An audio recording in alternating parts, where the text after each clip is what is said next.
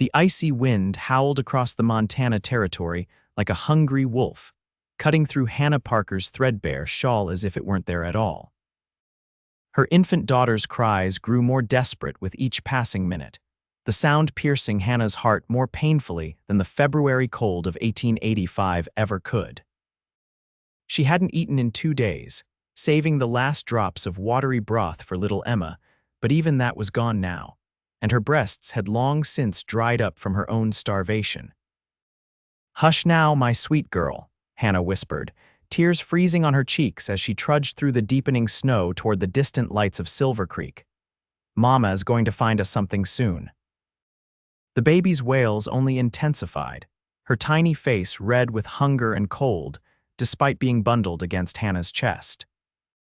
3 weeks since Thomas had been thrown from his horse and broken his neck, leaving Hannah alone with a 3-month-old baby and nowhere to go after the bank seized their failing homestead. 3 weeks of increasingly desperate wandering, selling whatever possessions she could carry to buy food that never lasted long enough. The snow was falling harder now, obscuring the town lights that had seemed so promising just moments before. Hannah's legs trembled beneath her, weakness threatening to bring her to her knees. Emma's cries had become softer, which frightened Hannah more than the loud wailing. She knew what that meant: her baby was growing too weak to cry properly.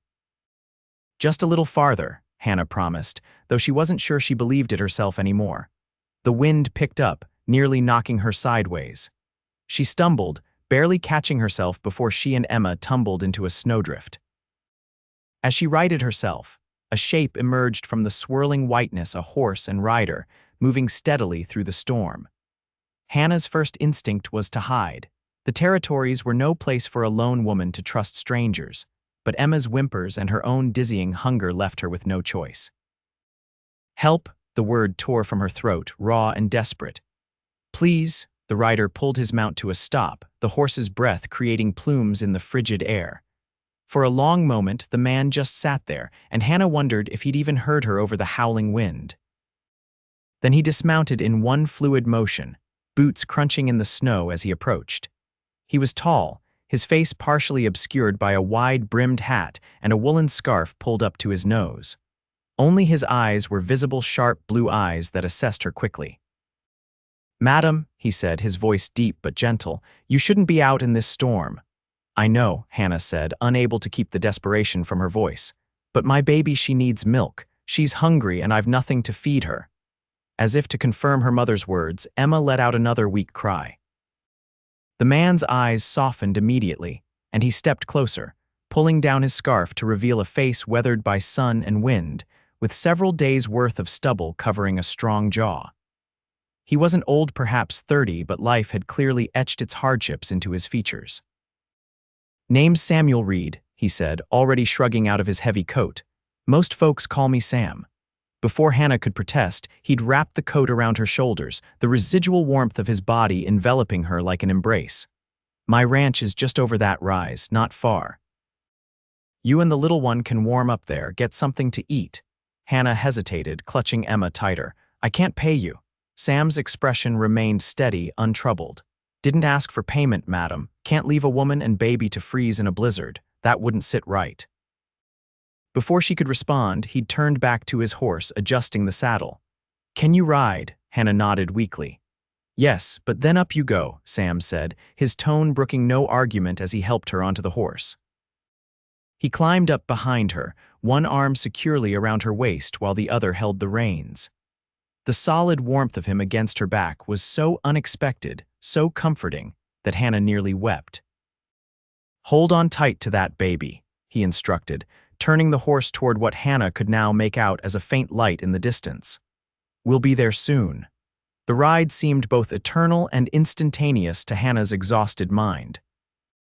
She must have started to slip into unconsciousness, because she barely registered their arrival at a modest but well-built cabin until Sam was gently shaking her.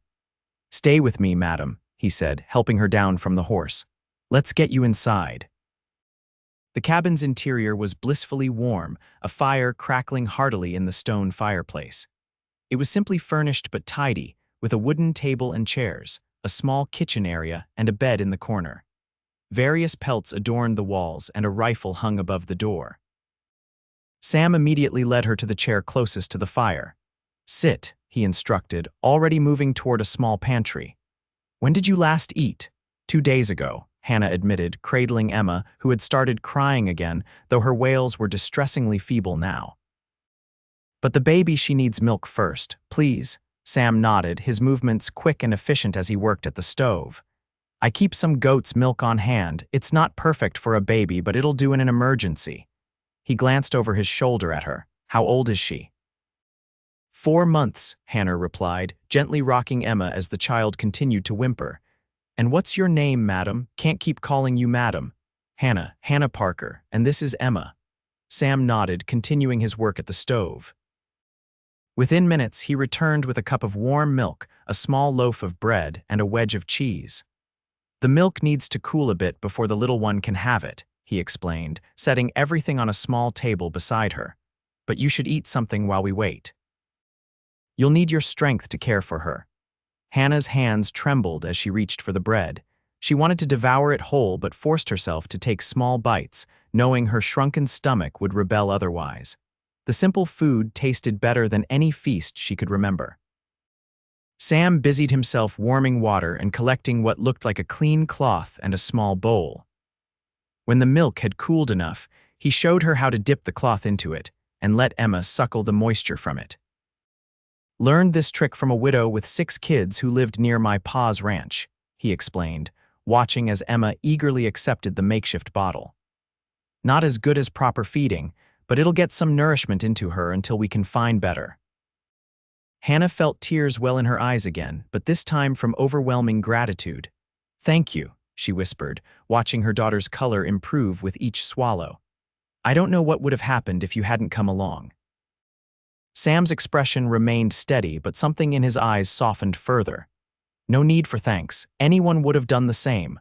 "No," Hannah said firmly. "They wouldn't have."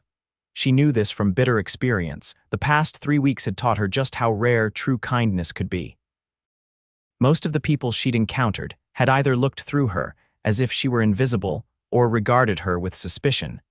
And contempt a widow with a baby was just another burden on a community already struggling to survive the harsh winter. Sam didn't argue the point. Instead, he set about preparing a more substantial meal, occasionally glancing over to check on Hannah and Emma. The baby had finally stopped crying, her little face relaxed in contentment as she fed from the milk-soaked cloth. "You're good with her," Hannah observed. Sam shrugged, a hint of color rising on his weathered cheeks. "Had a lot of younger siblings. Ma died when I was 14, so I helped Pa raise the little ones." "Where are they now?" Hannah asked, then immediately regretted the question when Sam's face tightened almost imperceptibly. "Pa passed 5 years back, left me this place. My brothers have their own spreads now, scattered across Montana and Wyoming. Sister married a shopkeeper in Helena." He stirred whatever was cooking in the pot. "Your husband," Hannah swallowed hard, "dead 3 weeks ago. Horse threw him, broke his neck. Bank took our homestead the next day." She stroked Emma's fine hair. "We've been moving from place to place since then, but work is scarce in winter, especially for a woman with an infant." Sam nodded, his expression grave. "I'm sorry for your loss, Mrs. Parker." "Hannah," she corrected softly. "Just Hannah now." Sam ladled what turned out to be a hearty stew into a bowl and brought it to her. "Eat," he encouraged. "Then you should rest. Storm's not letting up anytime soon, so you and little Emma will be staying the night." Hannah wanted to protest, to insist she couldn't impose, but the reality was that she had nowhere else to go, and attempting to travel in the blizzard would be a death sentence for both her and Emma. So instead, she nodded gratefully and ate the stew, which was surprisingly flavorful and filling. After she'd eaten, Sam showed her to the bed in the corner. "You and the little one take it," he said firmly when she tried to object. "I'll be fine by the fire." Too exhausted to argue, Hannah settled into the bed with Emma nestled securely beside her. The blankets were clean and smelled faintly of pine and smoke, a masculine scent that was oddly comforting. As she drifted toward sleep, the last thing she saw was Sam settling into a chair by the fire, his strong profile illuminated by the dancing flames. She woke to sunlight streaming through small windows and the smell of coffee and frying bacon. For a moment, Hannah was disoriented, then the events of the previous night came rushing back. She sat up quickly, relieved to find Emma still sleeping peacefully beside her. Sam stood at the stove, his back to her. He'd changed his clothes and appeared freshly washed, his dark hair still damp at the nape of his neck. "Good morning," Hannah said softly, not wanting to startle him. He turned, a small smile touching his lips. "Morning. Thought you might sleep till noon, the state you were in yesterday." He nodded toward the window. "Storm's past. It's a clear day, but cold." Hannah glanced down at Emma, who was beginning to stir. "Do you have more of that goat's milk? She'll be hungry when she wakes."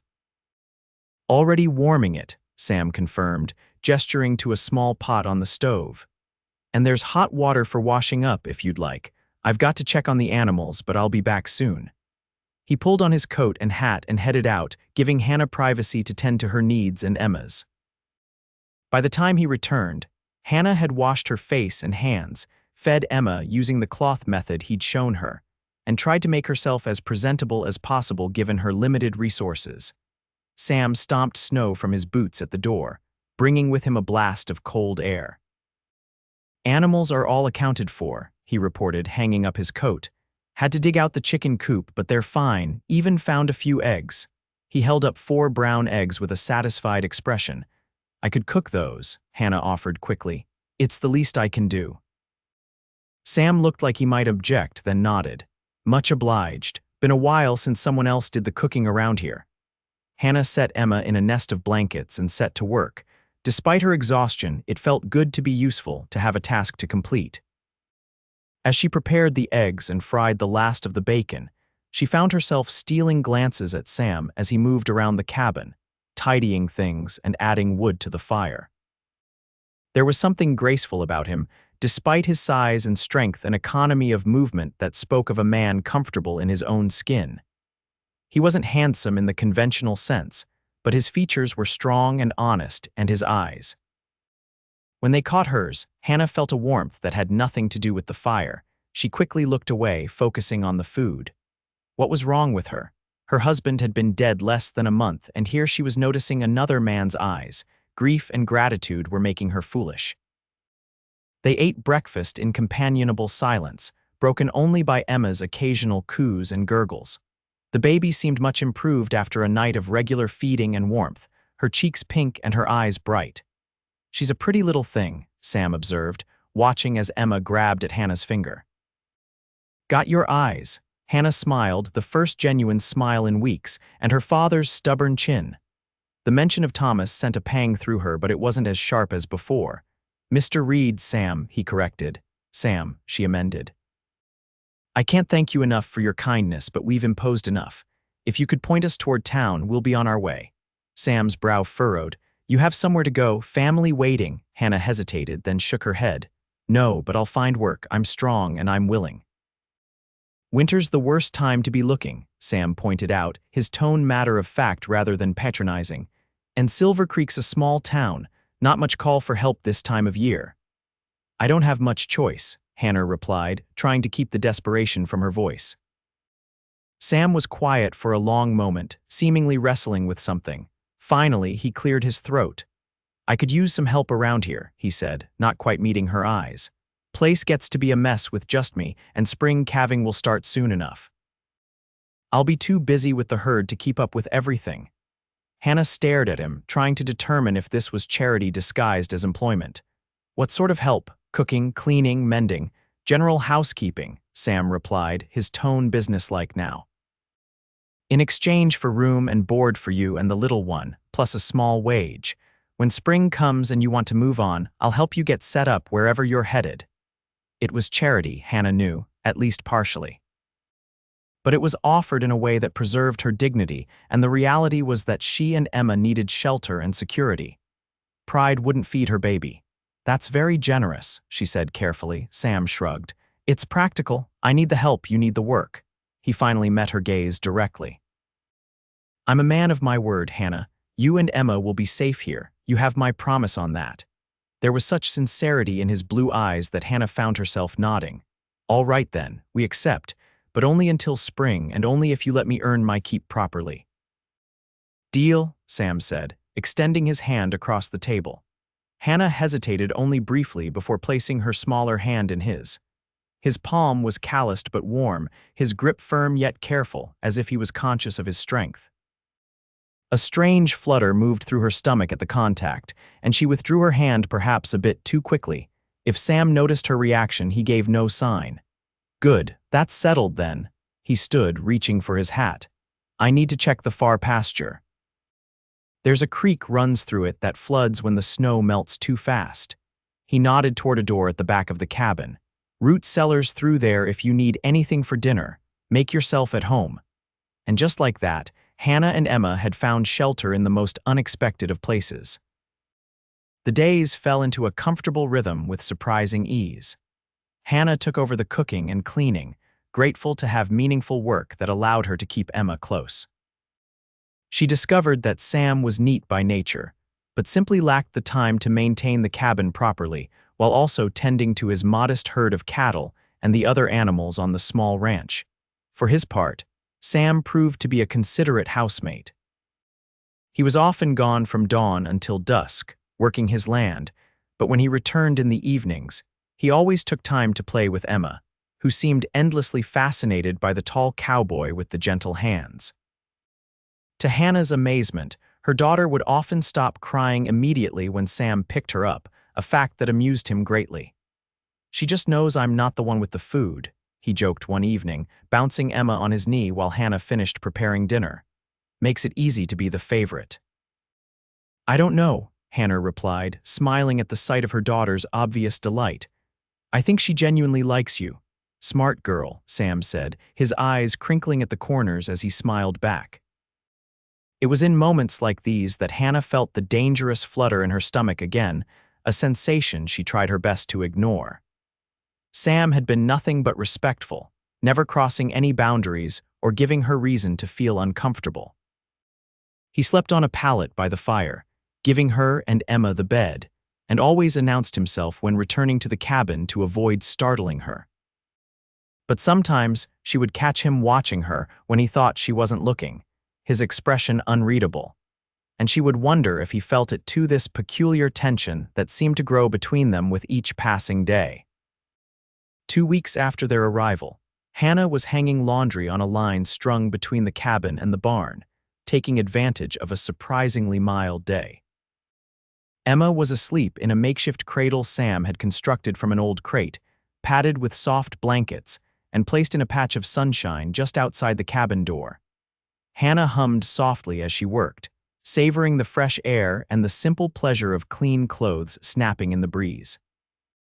She'd mended and washed the few garments she owned so many times that they were wearing thin, but at least they were clean. Sam had offered to ride into town and purchase fabric so she could make new clothes for herself and Emma, but Hannah had declined, unwilling to accept more charity than necessary. She was so absorbed in her task that she didn't hear the approaching riders until they were almost upon the ranch. The sound of hoofbeats made her whirl around, her heart leaping into her throat at the sight of 3 men on horseback approaching from the main road. Hannah instinctively moved to stand between the men and Emma's cradle, scanning the property for any sign of Sam. He'd mentioned riding out to the north pasture that morning, which meant he was likely too far away to hear if she called for help. The lead rider, a heavyset man with a bushy beard and small, mean eyes, reined his horse to a stop a few yards from where Hannah stood. His gaze swept over her in a way that made her skin crawl. "Well, now," he drawled, "what do we have here? Didn't know Sam Reed had himself a woman." Hannah lifted her chin, trying to project a confidence she didn't feel. "Mr. Reed isn't here at the moment. Can I help you gentlemen with something?" The second rider, a tall, thin man with a pockmarked face, snickered. "Hear that, boys? She wants to help us with something."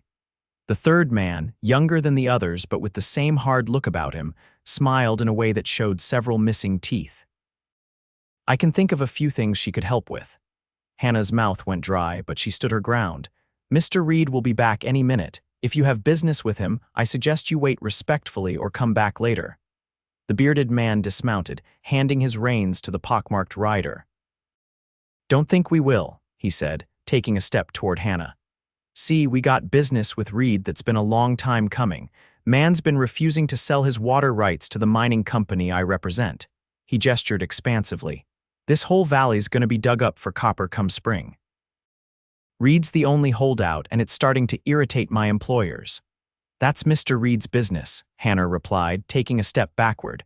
I'm sure he'll discuss it with your employers directly when he returns. Oh, we're done discussing, the man said, his tone hardening. Time for Reed to see reason, and I reckon having his woman, and his eyes fell on Emma's cradle. Well now, a baby too? Having them in a spot of trouble might help him make the right decision. Emma chose that moment to wake, her cries piercing the tense silence. Hannah's maternal instinct overrode her fear, and she darted to the cradle, scooping up her daughter and holding her protectively against her chest. You need to leave, she said, her voice stronger now. Right now, the bearded man laughed, an ugly sound. I don't think so, lady. Boys, secure the premises. We'll wait for Reed to come home, have ourselves a proper negotiation. The other two men dismounted, tying their horses to the hitching post near the barn. They were halfway to the cabin when the crack of a rifle shot split the air. That's far enough, Garrett. Sam's voice came from behind the barn, where he now stood with his rifle aimed squarely at the bearded man's chest. Hannah had never been so relieved to see anyone in her life. Well, if it isn't the man himself, Garrett said, turning slowly to face Sam. His hand hovered near his pistol. We were just getting acquainted with your lovely lady friend here. Hannah, take Emma inside, Sam instructed, his eyes never leaving Garrett. Hannah didn't need to be told twice.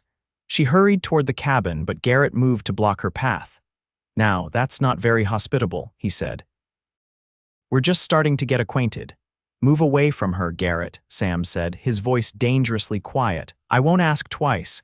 Something in his tone must have convinced Garrett because the man stepped aside with exaggerated courtesy. Of course, didn't mean to frighten the lady. Hannah rushed past him into the cabin, closing and barring the door behind her. Through the window, she could see Sam advancing slowly, his rifle still trained on Garrett while the other two men watched warily, their hands hovering near their weapons. You've got no business here, Sam was saying, his voice carrying clearly through the thin walls. I told Blackwood Mining my answer last month, and it hasn't changed. This land isn't for sale, not at any price. Be reasonable, Reed, Garrett replied. You're sitting on a fortune in copper. Blackwood's offering good money more than this scrubby ranch is worth. Not to me, Sam said flatly. Now mount up and ride out, all three of you, and tell Blackwood if he sends more thugs to threaten women and babies, I'll be paying him a personal visit, one he won't enjoy. Hannah couldn't see Garrett's face, but his posture stiffened. For a terrifying moment, she thought he might draw on Sam. Then, slowly, he raised his hands in a placating gesture. No need for bloodshed today, he said, his tone falsely reasonable. We'll go, but this isn't over, Reed. Blackwood gets what Blackwood wants, one way or another. Not this time, Sam replied, unwavering. Hannah held her breath as the three men mounted their horses. Garrett lingered a moment longer, his gaze fixed on Sam. Pretty woman you've got there, he said, nodding toward the cabin. Be a shame if something happened to her or that baby because you're too stubborn to see reason. Sam took 2 swift strides forward, the rifle now inches from Garrett's knee. That sounds like a threat, he said, his voice so cold it sent shivers down Hannah's spine. I don't respond well to threats, especially against my family. His family. The words hung in the air, a claim and a warning all at once. Hannah felt something twist in her chest at hearing Sam refer to her and Emma that way, even if it was just for show. Garrett's face darkened, but he merely spat on the ground near Sam's boots before wheeling his horse around. This isn't over, he called over his shoulder as the 3 men rode away. Sam watched until they were out of sight before lowering his rifle. Only then did Hannah see his shoulders sag slightly, the tension bleeding out of him. She unbarred the door and stepped outside, still clutching Emma to her chest.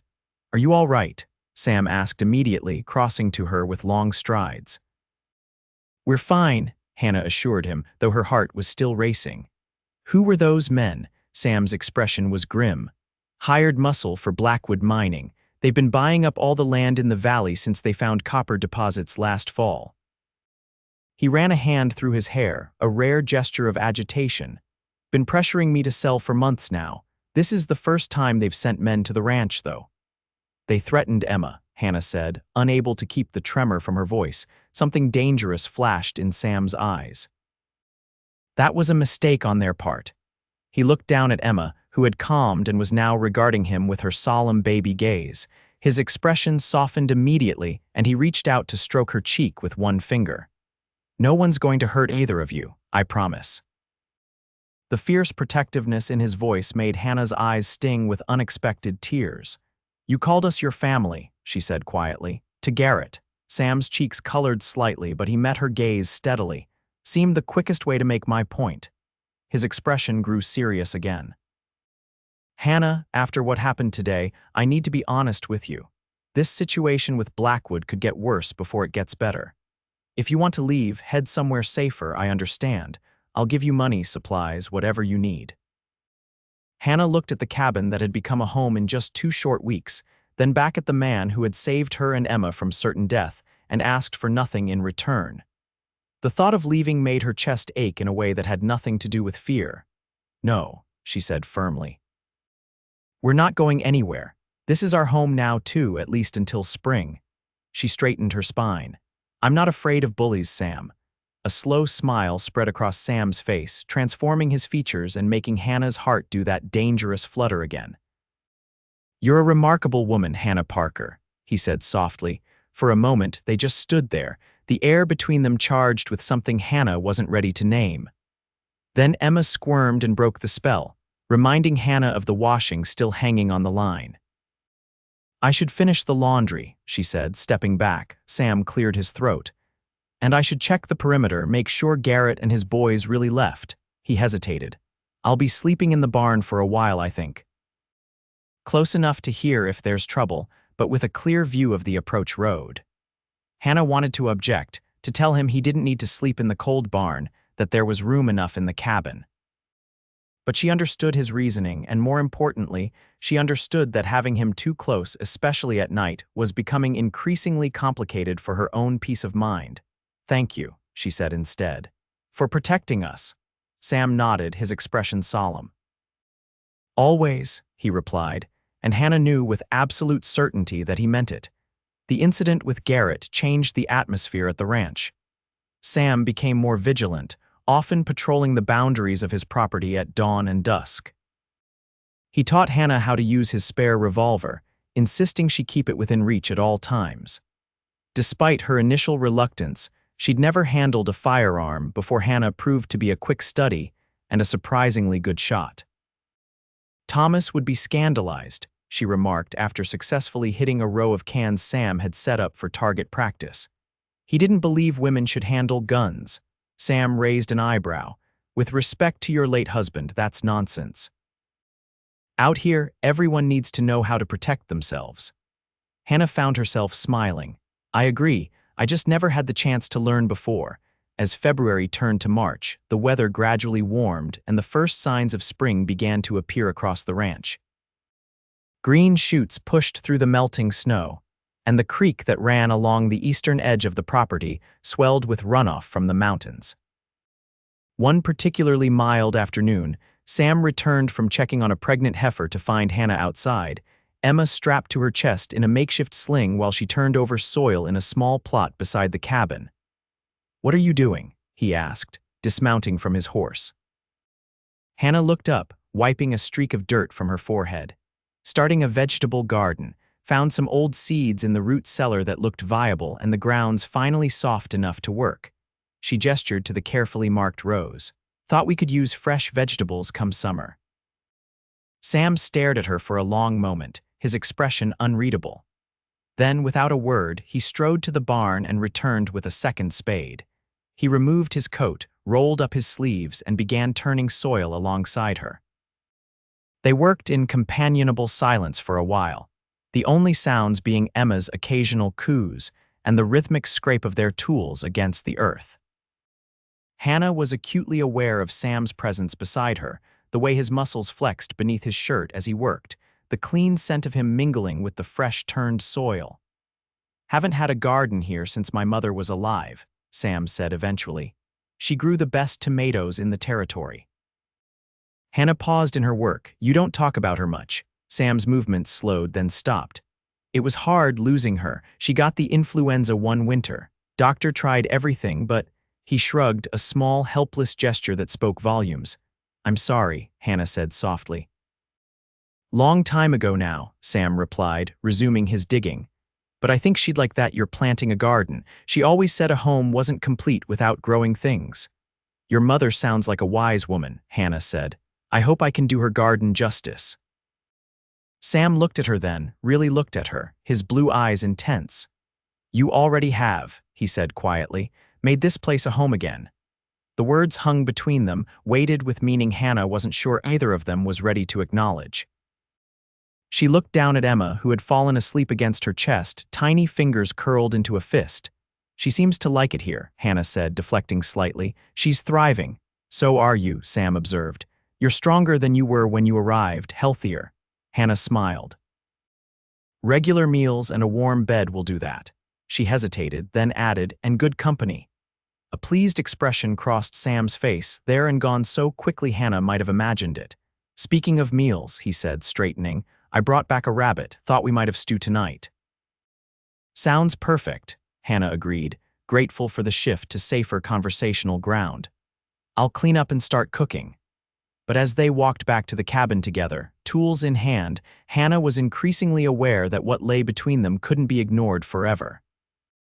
Sooner or later, they would have to address the growing attachment that neither of them had planned for and decide what, if anything, they intended to do about it. 2 days later, Hannah was kneading bread dough when she heard the now familiar sound of approaching riders. Her first instinct was fear had Garrett returned with more men.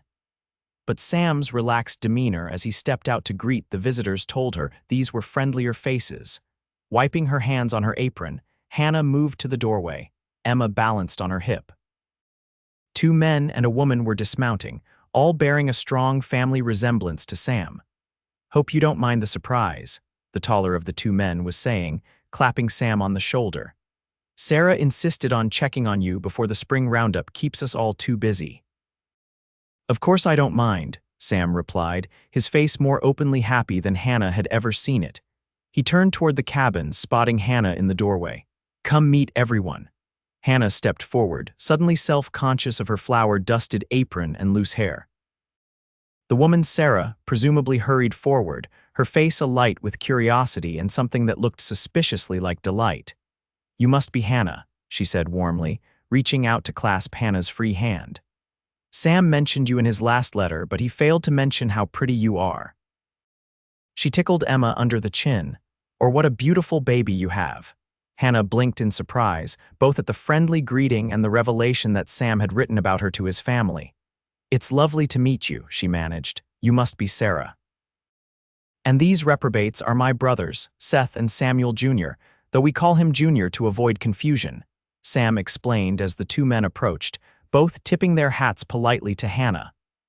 Ma wasn't very creative with names, Junior explained with a grin that matched his brother's. 4 boys and 3 of us got some version of Samuel. She claimed it was biblical, Seth added, but Pa always said she just liked the sound of it. Hannah found herself smiling at their easy banter. Please, come inside. I was just about to bake bread, but I can put on coffee. Don't trouble yourself on our account, Sarah said, though she followed Hannah into the cabin eagerly. We're just passing through on our way back from Helena.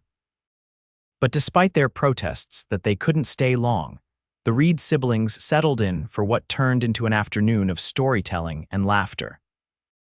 Sarah immediately offered to hold Emma, cooing over the baby with obvious delight, while the brothers teased Sam mercilessly about everything from his first attempt at breaking a horse to his disastrous courting of the schoolteacher's daughter when he was 17.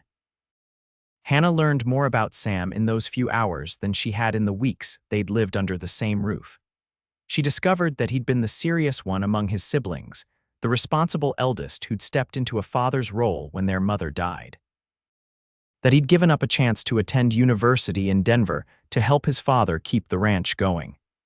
That despite his quiet demeanor, he was capable of dry wit that could leave his brothers gasping with laughter. For his part, Sam seemed both embarrassed by and resigned to his siblings' revelations. "Don't believe half of what they say," he told Hannah as she served coffee. "Especially Junior. He's been embellishing stories since he could talk." "I'm wounded, brother," Junior declared, pressing a hand to his heart in mock offense. "I've never told anything but the absolute truth." "Like the time you told the Murphy girls that Sam wrestled a grizzly bear," Seth interjected. "Well, it could have happened," Junior protested. "He's certainly ornery enough to try." Their easy family dynamic made Hannah's heart ache with a complex mixture of joy and sorrow. She'd been an only child, and Thomas had been estranged from his family back east. She'd never experienced this kind of warm, teasing affection among siblings, and she found herself hoping Emma would someday have brothers or sisters to share such bonds with. The thought brought her up short. What kind of future was she imagining? One where she and Emma remained here, built a life with Sam. It was a dangerous line of thinking, one that assumed possibilities that had never been discussed. As if sensing her sudden discomfort, Sarah touched Hannah's arm gently. "Would you mind showing me that garden Sam mentioned? I've been trying to grow vegetables at our place for years, but the soil's too rocky." Grateful for the diversion, Hannah handed Emma to Sam and led Sarah outside to the small plot beside the cabin. As soon as they were out of earshot, Sarah turned to her with a knowing smile. "So," she said without preamble, "how long have you been in love with my brother?" Hannah nearly tripped over her own feet. "I what?" "I'm not," she stopped, flustered by the directness of the question and her own transparent reaction. Sarah's expression softened. "I'm sorry. That was too forward of me. It's just, I haven't seen Sam look at anyone the way he looks at you since before our mother died. He's always been so focused on responsibility, on doing what's right rather than what might make him happy." Hannah's cheeks burned. It's not like that. Sam saved my life, mine and Emma's. He's given us shelter, that's all." Sarah's knowing look didn't waver. "Is that really all it is?" "Because the way he watches you when you're not looking tells a different story." Hannah turned away, busying herself with examining a row of newly sprouted seedlings. "I'm a widow," she said quietly. "My husband's been dead barely 2 months. And Sam deserves better than a penniless woman with another man's child." "First of all," Sarah said firmly, "that beautiful baby is a blessing, not a burden. Any man worth his salt would see that." She moved to stand beside Hannah, her expression serious now. "And second, from what Sam wrote, your husband left you in a terrible position. I'm sorry for your loss, truly I am, but you're allowed to find happiness again, Hannah. You don't have to spend years in mourning if your heart is ready to move forward." Hannah blinked back unexpected tears. "Even if that were true, Sam he's never indicated he sees me as anything but someone who needed help." Sarah laughed softly. "My brother has always been terrible at expressing his feelings, but trust me, the man I saw today is not merely being charitable." She squeezed Hannah's hand. "Just something to think about." Before Hannah could respond, the men emerged from the cabin, Sam carrying Emma, who was tugging enthusiastically at his beard while he pretended to be mortally wounded by the assault. "Sarah, stop interrogating the poor woman and come help me rescue our brother from this fearsome opponent," Junior called. "She's clearly winning." Sarah winked at Hannah before turning to join her brothers. "Coming, though I think Sam's met his match in that little one." As Hannah watched Sam with her daughter, laughing as Emma continued her determined exploration of his face, Sarah's words echoed in her mind. Was it possible? Could Sam feel something beyond kindness or obligation toward her? And even if he did, was she ready to open her heart again so soon? The Reed siblings departed as the afternoon light began to fade, leaving behind promises to return soon and an open invitation for Sam to bring Hannah and Emma to visit their respective homes. "Your family is wonderful," Hannah said as they watched the riders disappear down the road. "They obviously adore you." Sam looked slightly embarrassed. "They're good people, nosy and interfering, but good." Hannah smiled. "Sarah certainly had a lot of questions about me." "Did she?" Sam asked, suddenly intent on adjusting Emma's blanket where the baby had fallen asleep in his arms. "She's always been curious about everyone. Don't take it personally." But there was something in his careful tone that made Hannah wonder if he knew exactly what his sister had been discussing with her in the garden. The thought made her cheeks warm again, and she turned quickly toward the cabin. "I should finish that bread," she said. "It'll be time for dinner soon." Sam nodded, following her inside with Emma still nestled against his chest. The domestic tableau they presented man, woman, and sleeping child returning to their home as evening approached struck Hannah with unexpected force. It looked like a family. It felt like a family. The realization both terrified and exhilarated her. Later that night, after Emma had been fed and settled in her makeshift cradle, Hannah sat by the fire darning one of Sam's socks. He'd gone to check on the animals one last time before retiring to the barn, as had become his custom since the confrontation with Garrett. The cabin door opened, admitting a brief gust of cool, evening air along with Sam. He stomped his boots clean and hung his hat on the peg by the door, moving with the familiar quiet efficiency that characterized everything he did.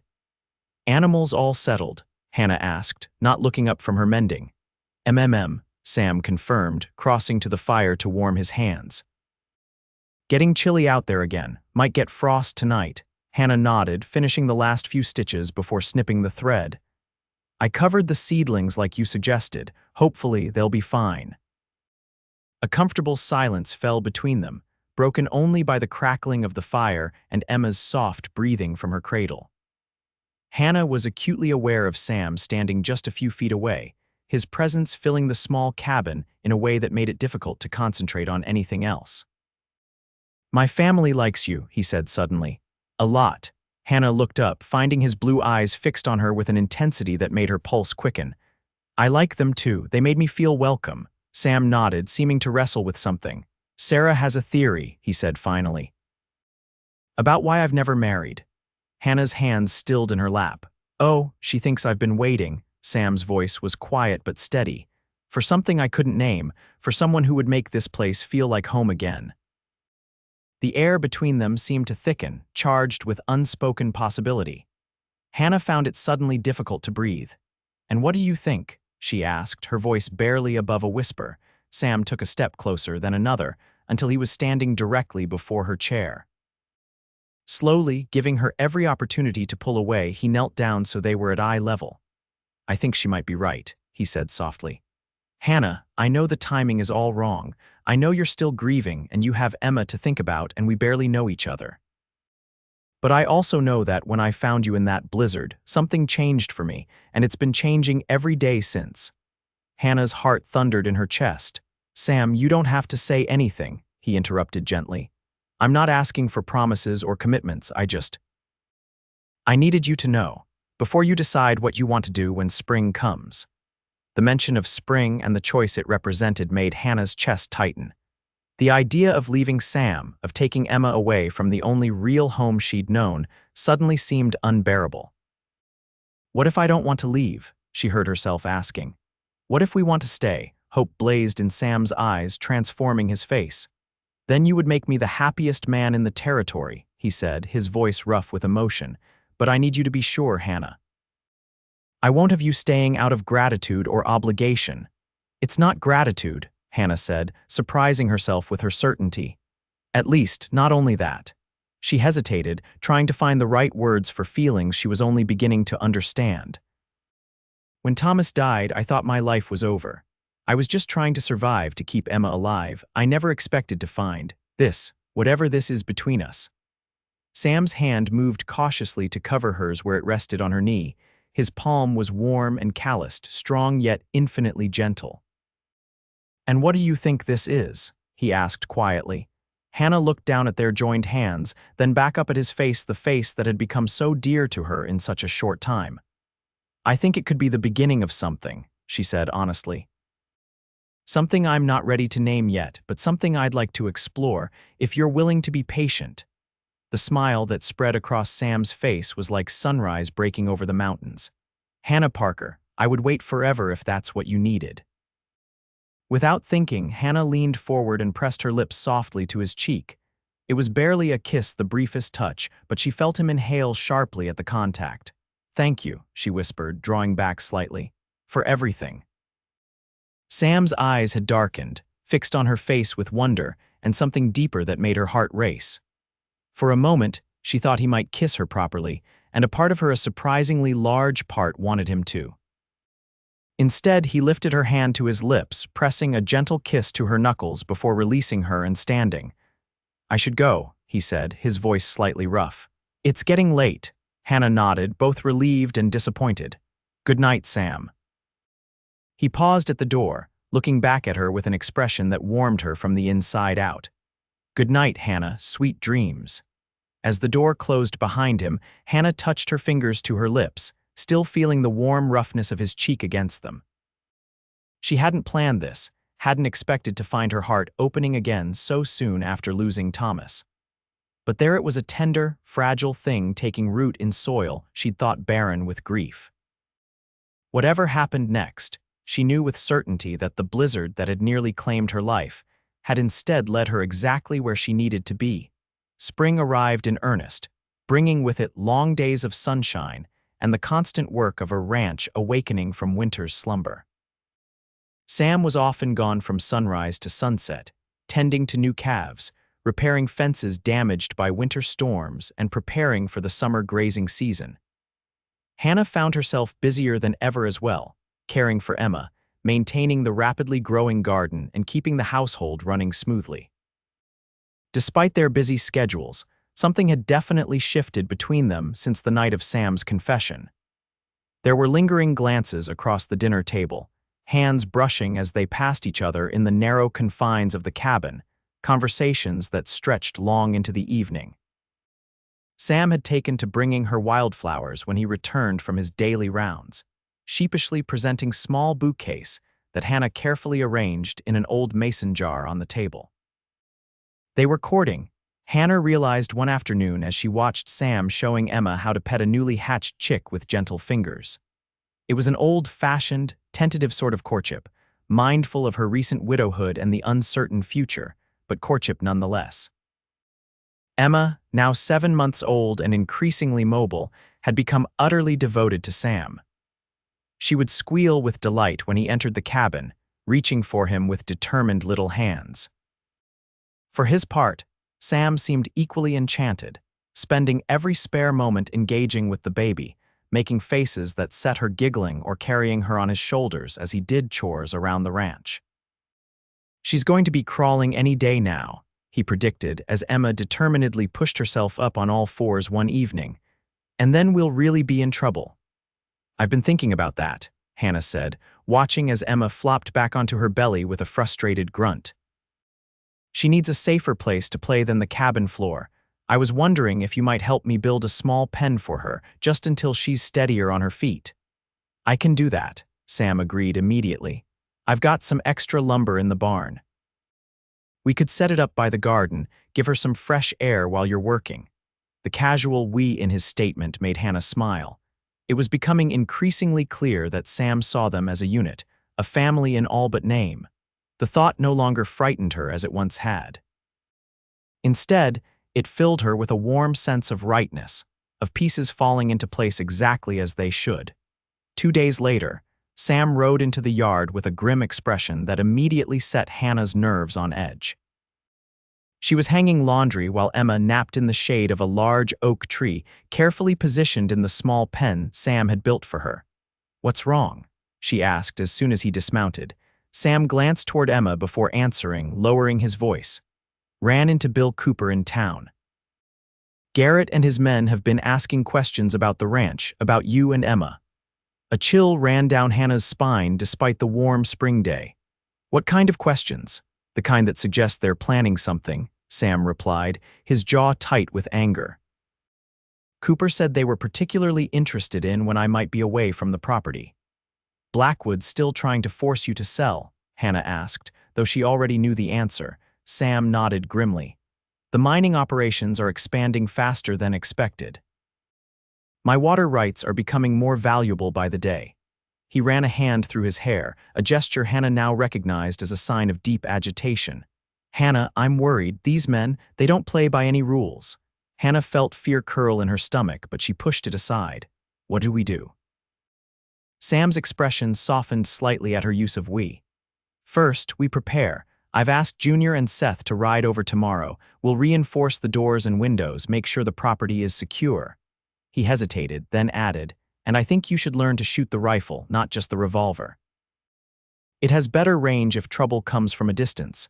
Hannah nodded, determination replacing her fear. "I can do that."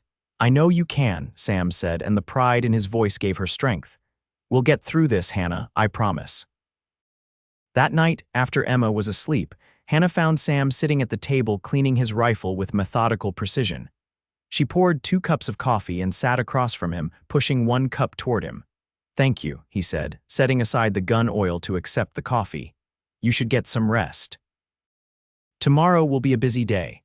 Hannah wrapped her hands around her cup, drawing comfort from its warmth. "I've been thinking," she said carefully, "about what Garrett said when he was here before." Sam's expression darkened. "Don't give his threats any thought. I won't let him hurt you or Emma." "I know that," Hannah said softly. "That's not what I meant." She took a deep breath. "He called me your woman, said they'd found your woman and baby." Sam went very still, his eyes fixed on her face. "Hannah, it made me realize something," she continued, needing to get the words out before she lost her courage. "I don't mind it, being thought of as your woman." Her cheeks flushed, but she maintained eye contact. "In fact, I think I might like it very much." The look that crossed Sam's face was one Hannah would remember for the rest of her life, a mixture of wonder, hope, and such profound tenderness that it made her breath catch. "Are you sure?" he asked, his voice barely above a whisper. "It's still so soon after I'm sure," Hannah interrupted gently. "Thomas and I, it wasn't like this. We were fond of each other, but we married for practical reasons. His family had disowned him, and I had no one after my parents died. We were companions, partners in a hard life." She smiled softly. "What I feel for you is different, deeper, stronger." Sam set down his coffee and reached across the table to take her hand, his fingers twining with hers as if they belonged there. "I never thought I'd find you," he said, his voice rough with emotion. "I'd made my peace with being alone. And then there you were, standing in a blizzard with your baby, the bravest woman I'd ever seen." Hannah's eyes stung with tears. "I wasn't brave, I was desperate." "No," Sam said firmly. "You were fighting for your child with everything you had." "That's courage, Hannah, and you've shown that same courage every day since." His thumb traced gentle circles on the back of her hand. "I love you for it. I love you for 1,000 reasons, but that was the first." The words hung in the air between them, simple and profound. Hannah felt something shift inside her, as if the final piece of a puzzle had fallen into place. "I love you too," she whispered, the truth of it resonating through her entire being. "I think I have for a while now." Sam's face transformed with joy. Still holding her hand, he rose from his chair and moved around the table, pulling her gently to her feet. Standing before her, he reached up to cup her cheek, his calloused palm warm against her skin. "May I kiss you, Hannah Parker?" he asked, his eyes never leaving hers. In answer, Hannah rose on her tiptoes and pressed her lips to his. The kiss was gentle at first, tentative, but deepened as Sam's arms came around her, drawing her closer.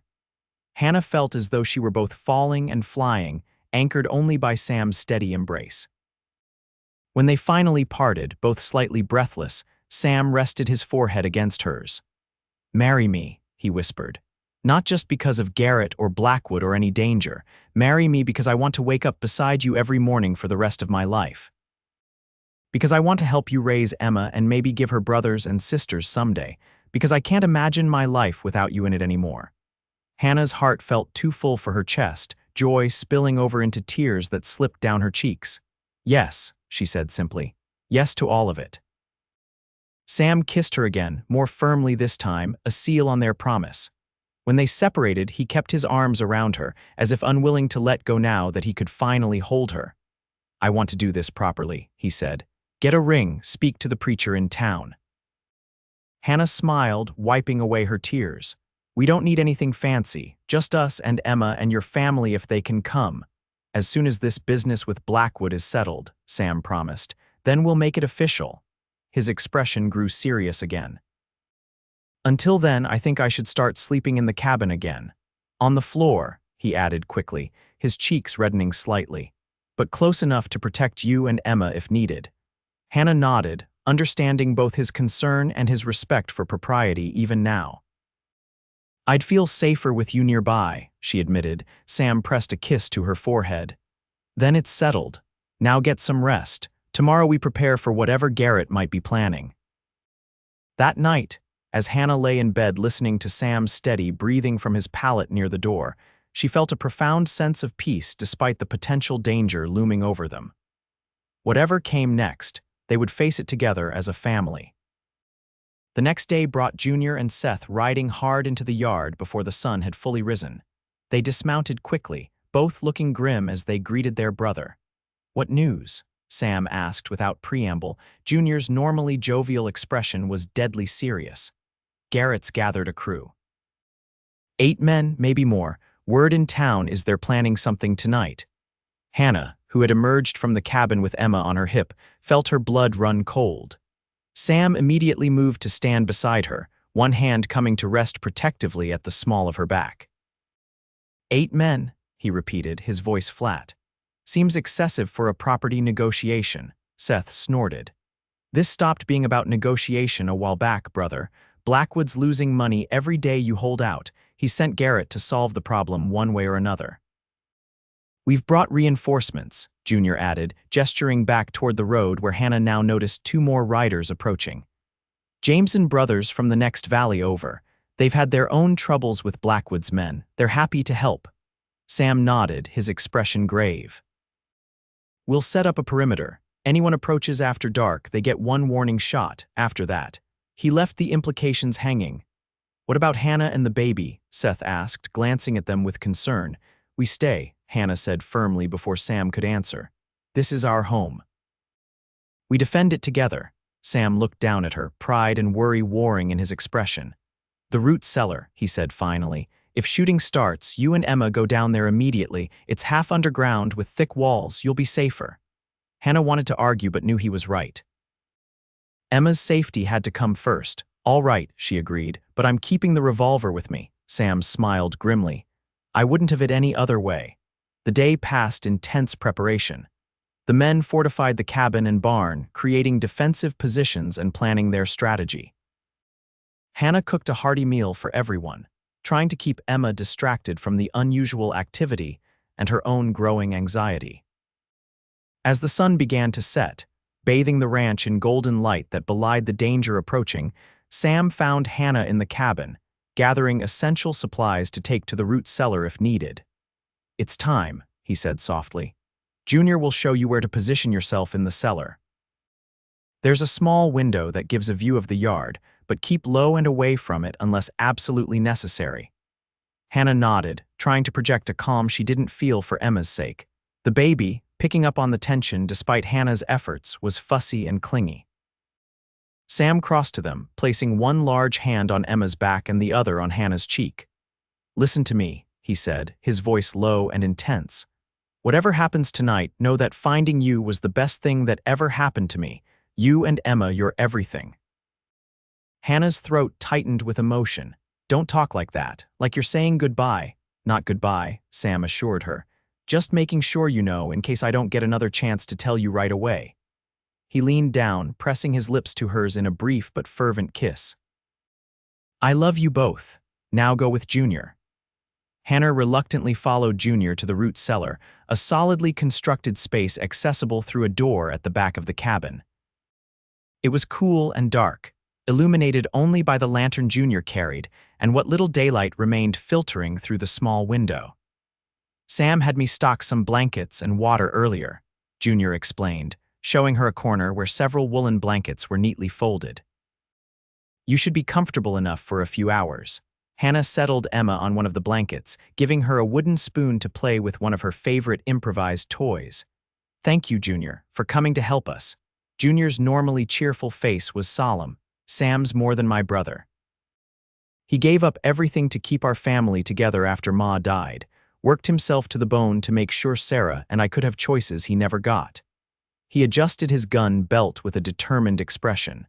"Besides, a man protects his family, and you and that little one are family now." The simple acceptance in his words brought tears to Hannah's eyes. "Be careful out there."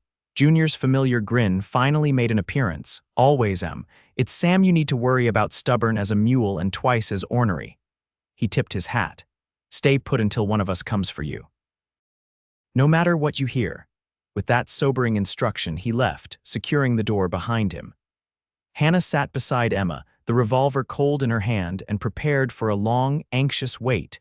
The attack, when it came, was heralded by the pounding of hooves and shouted commands. Hannah couldn't make out the words, but the aggressive tone was unmistakable. Emma startled at the noise, her little face crumpling in fear. Hannah gathered her close, whispering soothing nonsense while straining to hear what was happening. A voice, Garrett's, she thought, called out something about last chance and reasonable offer. Sam's response was too low to catch, but whatever he said clearly wasn't what Garrett wanted to hear, because the next sound was a gunshot. After that, chaos erupted. The crack of rifles, the shouts of men, the frightening sounds of battle surrounded the root cellar. Hannah held Emma tightly, the baby's terrified wails adding to the cacophony. She wanted desperately to peer through the window to know what was happening, but Junior's warning kept her firmly in place. Minutes stretched into what felt like hours, the gunfire eventually becoming more sporadic. Hannah heard someone cry out in pain, and her heart seized. Was it Sam, Jr., one of their allies? Then came the sound she'd been dreading, footsteps approaching the root cellar door, heavy, unfamiliar footsteps. The door handle rattled, then more forcefully as whoever was on the other side found it locked. Check in there. A voice called, not Sam's, not any of the Reed brothers. Hannah positioned herself in front of Emma, raising the revolver with steady hands. She'd made a promise to herself when Thomas died that she would never again be helpless, never again watch her child suffer while she could do nothing. If Garrett's men wanted to harm her daughter, they would have to go through her first. The door shuddered as someone slammed against it, once, twice. On the third impact, the wood splintered around the lock. Hannah cocked the revolver, finger tense on the trigger. A fourth impact, and the door burst inward. A man Hannah didn't recognize stood silhouetted in the doorway, a pistol in his hand. His eyes widened when he saw Hannah aiming directly at him. Found the woman, he called over his shoulder. She's armed. Put the gun down, lady, another voice commanded as a second man appeared behind the first. We don't want to hurt you or the kid. We just need some leverage with Reed. Get out, Hannah said, her voice remarkably steady despite her racing heart. You're not touching my daughter. The first man took a step forward, and Hannah did what Sam had taught her. She aimed for the center of his chest and squeezed the trigger. The report was deafening in the confined space. The man staggered backward with a surprised expression, clutching his shoulder where her shot had struck him. Not a kill shot, but enough to put him out of the fight. The second man raised his gun, but before he could fire, another shot rang out from behind him. He crumpled to the ground, revealing Sam standing in the doorway, his rifle still raised, his face a mask of cold fury. Hannah. He called, stepping over the fallen man to reach her. Are you hurt? Is Emma? We're fine, Hannah assured him, lowering her revolver with shaking hands now that the immediate danger had passed. We're both fine. What about you, the others? Sam holstered his pistol and gathered both Hannah and Emma into a fierce embrace. Seth took a graze to the arm, nothing serious. Everyone else is unharmed. His voice hardened, which is more than I can say for Garrett and his men. Hannah pulled back slightly to look at his face. Are they? Garrett's dead, Sam said flatly. 2 of his men as well, the rest have surrendered. His expression softened as he looked at Emma, who was still whimpering softly. It's over, little one. You're safe now. Emma reached for him immediately, and Sam took her with gentle hands, cradling her against his chest with a tenderness that brought fresh tears to Hannah's eyes. The contrast between the fierce protector who had just killed to defend them and the gentle man soothing her daughter was stark, yet perfectly balanced, 2 sides of the same good, honorable man. Let's get you both out of here, Sam said, offering his free hand to Hannah. The sheriff's on his way from town. Jameson rode to fetch him as soon as the shooting started. Hannah placed her hand in his, drawing strength from his solid presence as they emerged from the root cellar into the yard. The scene outside was controlled. Chaos Jr. and Seth were guarding 5 men seated on the ground with their hands bound, while the Jameson brothers were tending to the wounded. Garrett's body lay a short distance away, covered with a blanket. Will there be trouble? Hannah asked quietly, nodding toward the fallen men. With the law, Sam's expression was grim but confident. No, Sheriff Holden knows what Blackwood's been up to, and we have witnesses to say they fired first, threatened a woman and child. His arm tightened around her waist. It was self-defense, pure and simple. The arrival of Sheriff Holden and his deputies brought an official end to the violence. Statements were taken, the wounded tended to, and Garrett's men loaded into wagons for transport to the jail in town. Throughout it all, Sam never left Hannah's side, as if afraid she might disappear if he let her out of his sight. As the last of the lawmen departed, taking Garrett's body for burial, an exhausted silence fell over the ranch. The Jameson brothers had already headed home, and Junior and Seth were seeing to the horses in the barn. Hannah, Emma finally asleep in her arms after the traumatic evening, stood with Sam on the porch, watching the sun rise over the mountains. The first golden rays illuminated a landscape that seemed impossibly peaceful after the night's violence. "It really is over?" Hannah asked, needing the reassurance. Sam nodded, his arm around her shoulders. "Blackwood won't risk another confrontation, not with the sheriff involved now. He'll find another way to get his copper." He pressed a kiss to her temple. "We're safe, all of us." Hannah leaned into his embrace, feeling the steady beat of his heart against her shoulder. "Then I think it's time for a wedding, Mr. Reed." Sam's tired face broke into a smile that banished the last shadows of the night. "I believe you're right, Mrs. Parker. The sooner the better." 3 weeks later, on a perfect late spring day, Hannah stood beside Sam in the small church in Silver Creek, Emma dressed in a new white gown in Sarah's arms. The simple ceremony was attended by the entire Reed family, the Jameson brothers and their wives, and several townspeople who had heard the story of the siege at the Reed Ranch and wanted to witness the happy conclusion. Hannah wore a dress of pale blue cotton that Sarah had helped her sew, with wildflowers in her hair instead of a veil. Sam, looking both nervous and happier than she'd ever seen him, had splurged on a new shirt and had actually trimmed his beard for the occasion. When the preacher pronounced them husband and wife, Sam's kiss was gentle but filled with promise. The small congregation erupted in cheers, none louder than Junior, who had appointed himself master of celebrations and had organized a feast back at the ranch afterward. As they rode home, Sam, Hannah, and Emma together on Sam's horse, followed by their friends and family, Hannah felt a contentment she had never expected to find again after those desperate days in the blizzard. "Happy?" Sam asked quietly, his arms secure around her and Emma as he guided the horse along the familiar trail. Hannah looked out at the land that had become her home, then up at the man who had become her heart. "More than I ever thought possible," she replied honestly. Sam's answering smile was everything she needed to know that their future, whatever challenges it might hold, would be faced together with bread, warmth, and love enough to sustain them all.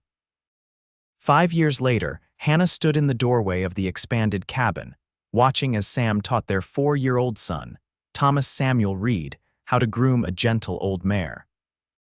Emma, now nearly 6 and as fearless as her mother, was already perched on the corral fence, offering instructions that made Sam laugh and ruffle her hair affectionately. The garden Hannah had started that first spring now sprawled across a large plot beside the cabin, producing vegetables enough to feed their growing family and still have plenty to preserve for winter. The ranch had prospered under their joint care, expanding to include more cattle, a flock of sheep that produced wool Hannah spun and wove during the winter months, and even a small apple orchard just beginning to bear fruit. Blackwood Mining had eventually found another water source and left the valley in peace. Sam had used some of their newfound prosperity to purchase the adjacent property when it came up for sale, ensuring that no one could threaten their water rights again. Hannah absently rubbed her rounded belly, feeling the strong kicks of the new life growing within her, their third child, due before the first snow. Sam insisted it would be another girl, with Hannah's spirit and determination. Hannah thought perhaps another boy, with his father's quiet strength and unwavering honor. Either way, The child would be born into a home filled with love, surrounded by family both blood and chosen, with parents who had found each other against all odds in the midst of a Montana blizzard. As if sensing her thoughts, Sam looked up and caught her watching them. The smile he gave her still made her heart skip a beat, even after 5 years of marriage. He said something to the children, then crossed the yard to join her on the porch, drawing her into his arms with the gentle reverence he'd always shown her. "What are you thinking about, looking so serious?" he asked, one hand coming to rest on her belly. Hannah leaned into his embrace, savoring the solid warmth of him. "About that night in the blizzard, how close we came to never finding each other." Sam's arms tightened around her. "But we did find each other," he reminded her softly. "And every day since has been a blessing I never thought I'd have." Hannah turned in his arms to look up at his beloved face, weathered now by time and sun, but still the most handsome she'd ever known. "Do you ever wonder what might have happened if you hadn't ridden out that evening? If you'd stayed home by the fire instead?" Sam shook his head, pressing a kiss to her forehead. "No, because some things are meant to be, Hannah Reed, and you and me, we were always meant to find each other."